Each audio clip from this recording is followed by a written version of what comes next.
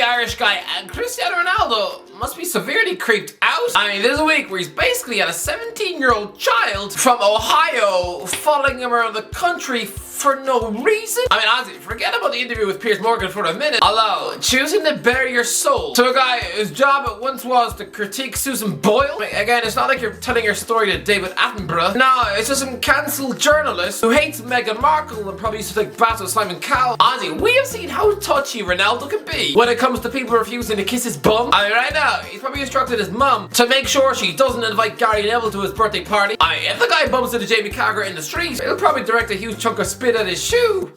Bit ironic that. Well, can someone, anyone, please show Ronaldo this Piers Morgan tweet? Messi's the greatest footballer ever and Cristiano's the second best. Any further debate is superfluous. I've spoken. Yeah.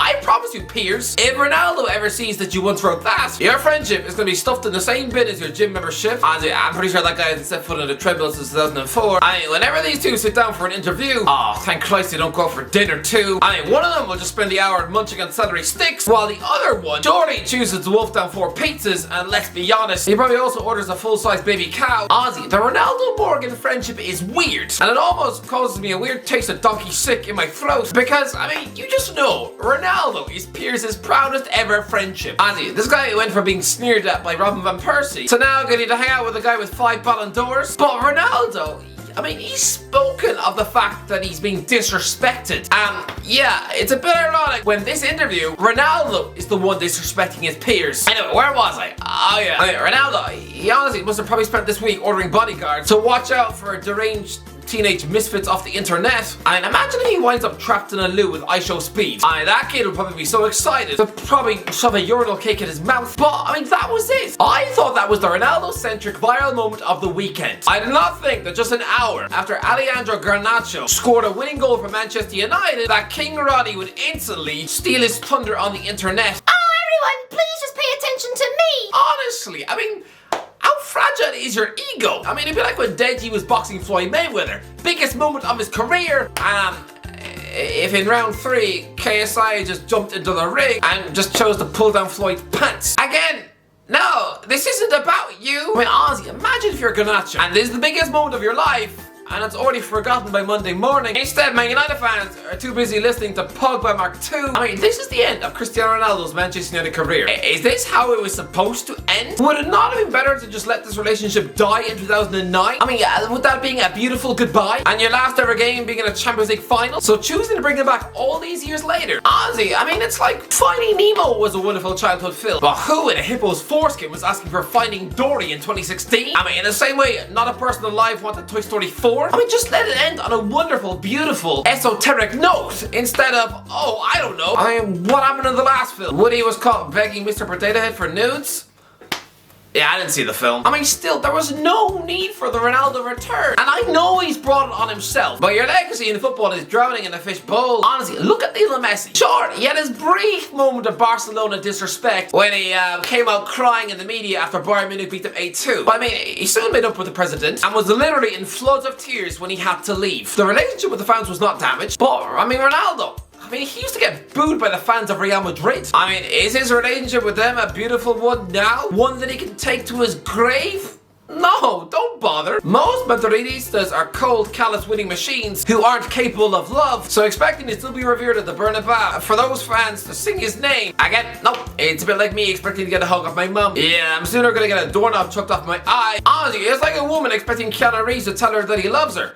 Yeah, I mean, he's about as wooden as a cardboard plank. Honestly, that man is so stiff and tense. You'd swear he belongs to the Wizard of Oz on his quest for a brain. Manchester United, this was supposed to be the long-lasting, truly beautiful relationship of Ronaldo's life. And yet, no, you're leaving in disgrace. I didn't think it could get worse. I didn't think it could get worse than when Ronaldo claimed that Manchester United were blocking his dream move to Real Madrid in 2008, and he actually likened himself to a slave. Sorry, what? Does somebody want to sit this guy down and make him watch Django Unchained? Because I promise you, Jamie Foxx was not driving a Ferrari in that film. No more did he have a 6-story summer mansion in the Hollywood Hills. But now, choosing to sit down and whine with a guy who's got a neck bigger than a pillowcase and tell the world that you've been betrayed and you don't respect Erik Ten Hag, I'm sorry. You know he's your boss, right? I mean, Ten Hag specifically said that he didn't want to bring Ronaldo on at the Etihad because he didn't want to disrespect such an iconic great by letting him be involved in such a humiliating event. And in one way, I get it. I mean, honestly, it's like when Graham Norton has someone like Serene McKellen on his couch. Yeah, I mean, he'll do the interview, yes. But I mean, Graham's not exactly going to fly him to Cork and ask him to partake in his nephew's Christmas play where half the kids have stage fright and are just vomiting on the floor. I mean, what has Ten Hag done really? I mean, surely most Manchester United fans are on the side of Erik. But I mean, Patrice Evra is different. Ronaldo could literally be filmed strangling a puppy before kicking a homeless man in the mouth, and Evra would still be defending him on Snapchat. But most other Man United fans, sorry Ronaldo, but they're not on your side. Everyone knows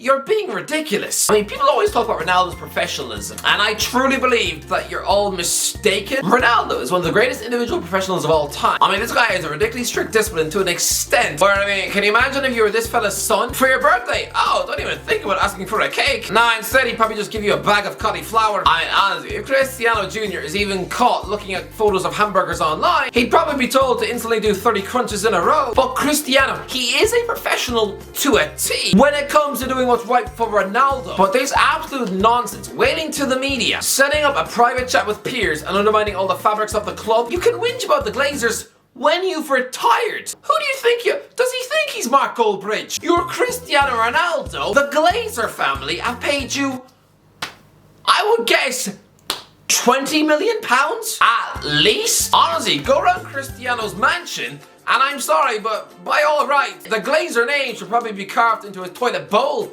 because they paid for that house. I mean, can you imagine if Sir Alex Ferguson had chosen to disrespect Cristiano? Oh, even try and come out and criticize that legendary manager in public. I mean, I don't care if you're 38 years old. That's about as clever as going down to the local zoo and choosing to rugby tackle a grizzly bear. Yeah, I mean, the zookeeper's gonna have fun cleaning up your teeth and blood for the next month. I mean, I remember when Carlos Tevez showed disrespect. I mean, in 2009, quotes came out from Diego Maradona that I spoke with Tevez on the phone, and the first thing he said to me was, "That old man doesn't like me. He's not playing me, and he's lowering my value." That old man doesn't like me. I mean, you're talking about Sir Alex Ferguson here, not Elton John. I remember thinking then that Tevez had all the likability of a brain-damaged rat. But even then, I mean, at least those quotes were muttered in private behind Fergie's back. But this, a full-on expose on television. I can't quite believe what I'm watching. Choosing to do an interview with Piers Morgan, who at one point was just Britain's Got Talent's version of Louis Walsh. I mean, why, Ronaldo? Why? Cristiano is the one who wanted to leave Manchester United in the summer. Because, I mean, the very thought of playing Europa League football to a legendary figure of the sport. I mean, I get it. It's probably about as tantalizing a prospect as being asked to French kiss Tyson Fury's dad. Excuse me while I puke on my lap. But I mean, this is it. This is how Ronaldo's Manchester United legacy crumples and dies. And to me, it's honestly just sad. I mean, Ronaldo's return was like bringing out a new Terminator film when Arnold Schwarzenegger now looks like a Polish Santa Claus. I mean, Ronaldo's return last summer. I mean, how are we supposed to be scared of someone on the big screen when they now look like even a light breeze would damage their hip? Ronaldo said he feels betrayed. So who does he think he is, Wayne Bridge? Cristiano, you think you've been betrayed? Try coming home after a 19-hour shift, slicing up pig meat at a local butcher's. I mean, try coming home to find your wife kissing your dad on the couch, whilst your fridge freezer is now filled with 7 of your children's heads. I mean, that is betrayal. I mean, when you're now sleeping in your car and having to poo on a newspaper in the woods. But this, Ronaldo has played 16 games for Manchester United this season. I mean, he's only 40 years old and he has over 1,000 minutes of football under his belt.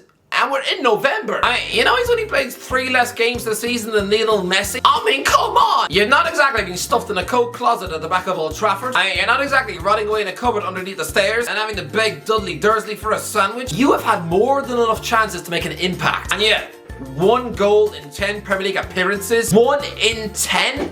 Can we not just accept the fact that maybe you might be past your best? I mean, Ronaldo has played the full 90 minutes in 3 Premier League matches this season. One of them was a decent 1-at-home win over West Ham. Great! But the other 2, he was limply standing up front in a failing system watching his goalkeeper concede 7 goals against the likes of Brentford and Aston Villa. I mean, this man was virtually given every single minute in a Europa League group that should be beneath this man's talents, right? I mean, placing Ronaldo in a European tournament for losers. I mean, it's like asking Michael Jordan to play basketball against a bunch of hobbits from the Shire, right? I mean, Ronaldo should be bagging hat-tricks with his eyes closed. And yet, 2 goals. And absolutely 0 against a Cypriot team coached by Neil Lennon. I mean, come on, Cristiano, you only have yourself to blame. I thought when Ronaldo was at Real Madrid that he showed respect for Manchester United. Maybe he felt guilty about the way he stormed out of the club and dragged it on for 18 months. And yeah, he refused to celebrate when he scored against them in the Champions League. But something changed. The longer Ronaldo was away from Old Trafford, I think the less he began to respect the fans. I think that muted celebration, that was for the benefit of Sir Alex Ferguson.